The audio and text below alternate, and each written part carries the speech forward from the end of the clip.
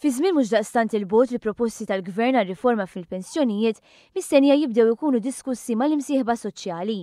Għal dan il-Ministru Michael Farrugia f'laqgħa ta' Gvern li jisma' spjega kif fost proposti interessanti hemm dik fejn dawk li jaqbżu l-età tal-irtirar u jiddeċidu jibqgħu jaħdmu ikunu jistgħu jażlu li ma jieħdux pensjoni. Dan biex meta eventwalment jirtiraw għal kollox jieħdu pensjoni li tkun aktar għolja.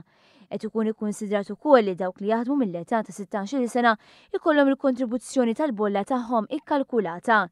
Il-Ministru Farrugia spjega wkoll kif id-Dikasteru tiegħu twettaq 70% tal-manifest elettorali.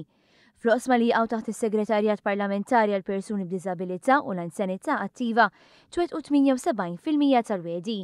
Fost oħrajn qed isir ħidma fuq it-taħriġ fejn korsijiet tal-carers f'San Vincenz ġew akkreditati bħala livell ordinarju mill-Malta Accreditation Council. Għandna National Minimum Standards lesti li ħajatu garanzija lil kull persuna li qiegħda ġodar tal-anzjani kemm tal-Gvern, però iktar u iktar privata illi ħajjieħdu servizz ta' kura tajba and they will get their value for their money.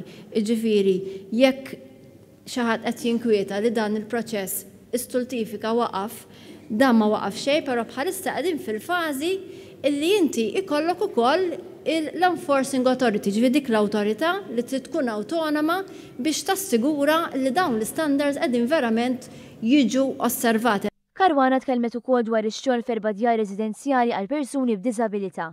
Bl-ewwel dar fis-Siġġiewi kważi lesta fejn qed jonqos biss l-amara. Il-Ministru Farrugia qal li fid-Dipartiment tas-Sigurtà Soċjali qed tissok tal-ħidma kontra l-frodi. Jeżistu wkoll anomaliji f'każi bħal-eks ħaddiema tat-tarzna u dawk li tilfu xogħolhom ħeslem. Għalhekk għal Farrugia il-Gvern irid jindirizzhom. Il-benefiċċji li ħajjingħataw lura ħammorru mhux biss biex nagħtu dak illi ħaqhom dawn il-ħaddiema imma anke affarijiet illi huma anke backdated.